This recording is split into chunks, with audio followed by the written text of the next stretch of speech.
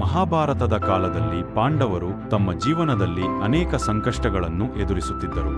ಧರ್ಮ, ಸತ್ಯ ಮತ್ತು ನ್ಯಾಯಕ್ಕಾಗಿ ಹೋರಾಡಿದ ಪಾಂಡವರ ಜೀವನದಲ್ಲಿ ಅನೇಕ ವಿಚಿತ್ರ ಘಟನೆಗಳು ನಡೆದವು.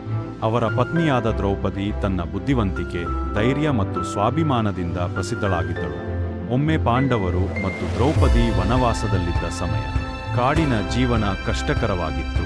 ಅವರು ಒಂದು ಸ್ಥಳದಿಂದ ಮತ್ತೊಂದು ಸ್ಥಳಕ್ಕೆ ಸಂಚರಿಸುತ್ತಾ ಧರ್ಮದ ಮಾರ್ಗದಲ್ಲಿ ಬದುಕುತ್ತಿದ್ದರು.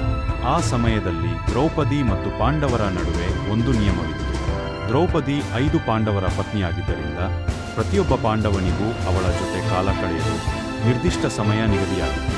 ಯಾರಾದರೂ ಒಬ್ಬ ಪಾಂಡವನು ದ್ರೌಪದಿ ಇರುವ ಸ್ಥಳಕ್ಕೆ ಬಂದರೆ ಇತರರು ಗೌರವದಿಂದ ಆ ಸ್ಥಳದಿಂದ ದೂರ ಇರಬೇಕೆಂಬ ನಿಯಮ ಇತ್ತು.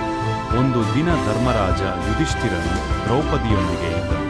ಆ ಸಮಯದಲ್ಲಿ ಅರ್ಜುನನಿಗೆ ತನ್ನ ಆಯುಧಗಳು ಬೇಕಾದ ಸಂದರ್ಭ ಬಂದಿತು. ಅವು ಯುಧಿಷ್ಠಿರನ ಕೋಣೆಯಲ್ಲಿದ್ದವು.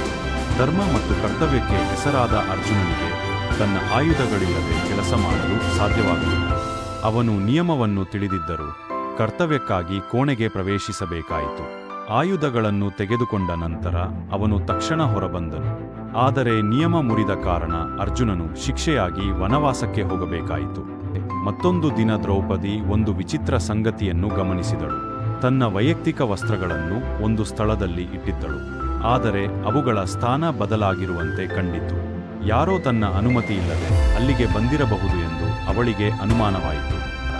ಅಲ್ಲಿ ಇದ್ದ ಒಂದು ನಾಯಿ ಆ ಸ್ಥಳದ ಹತ್ತಿರ ಬಂದು ಆಟವಾಡುತ್ತಿತ್ತು. ಆ ನಾಯಿಯ ವರ್ತನೆಯಿಂದ ದ್ರೌಪದಿಗೆ ಅನುಮಾನ ಬಂತು. ನಾಯಿ ತನ್ನ ವಸ್ತುಗಳನ್ನು ಅಶುದ್ಧಗೊಳಿಸಿದೆ ಎಂದು ಅವಳು ಭಾವಿಸಿದಳು. ದ್ರೌಪದಿ ಕೋಪಗೊಂಡಳು. ಅವಳು ಆ ನಾಯಿಯನ್ನು ನೋಡಿ ಹೇಳಿದಳು, ನೀನು ನನ್ನ ಗೌರವಕ್ಕೆ ಧಕ್ಕೆ ತಂದೆ. ನನ್ನ ಅನುಮತಿ ಇಲ್ಲದೆ ನನ್ನ ವಸ್ತುಗಳ ಹತ್ತಿರ ಬಂದೆ. ಇನ್ನು ಮುಂದೆ ಜಗತ್ತಿನ ಮುಂದೆ ನಿನಗೆ ಲಜ್ಜೆಯಿಲ್ಲದ ಜೀವನವಾಗಲಿ ಎಂದು ಶಾಪ ನೀಡಿದರು ಎಂದು ಈ ಕಥೆಗಳು ಹೇಳುತ್ತವೆ. ಅದರ ಅರ್ಥವಾಗಿ ನಾಯಿಗಳು ಮನುಷ್ಯರ ಮುಂದೆ ಸಂಭೋಗ ಮಾಡುವಂತಹ ನಾಚಿಕೆಯಿಲ್ಲದ ಪ್ರಾಣಿಗಳಾಗಿವೆ ಎಂಬ ಜನಪದ ವಿವರಣೆ ಕೆಲವು ಕಡೆಗಳಲ್ಲಿ ದೊರೆಯುತ್ತದೆ. ಶಾಪ ಪಡೆದ ನಾಯಿ ಭಯದಿಂದ ದೇವತೆಗಳ ಬಳಿ ಹೋಗಿ ತನ್ನ ತಪ್ಪನ್ನು ಕ್ಷಮಿಸುವಂತೆ ಬೇಡಿಕೊಂಡಿತು. ದೇವತೆಗಳು ದ್ರೌಪದಿಯ ಶಾಪವನ್ನು ಸಂಪೂರ್ಣವಾಗಿ ಹಿಂದಕ್ಕೆ ತೆಗೆದುಕೊಳ್ಳಲು ಸಾಧ್ಯವಿಲ್ಲ ಎಂದು ಹೇಳಿದರು.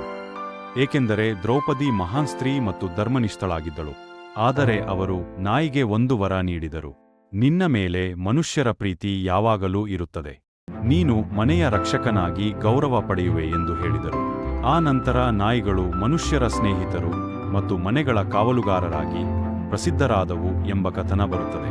ಈ ಕಥೆಯ ಒಳಾರ್ಥವನ್ನು ನೋಡಿದರೆ ಇದು ಕೇವಲ ನಾಯಿಯ ಶಾಪದ ಕಥೆಯಲ್ಲ. ಇದು ಗೌರವ, ಮಿತಿ ಮತ್ತು ನಿಯಮಗಳ ಮಹತ್ವವನ್ನು ಹೇಳುವ ಕಥೆ.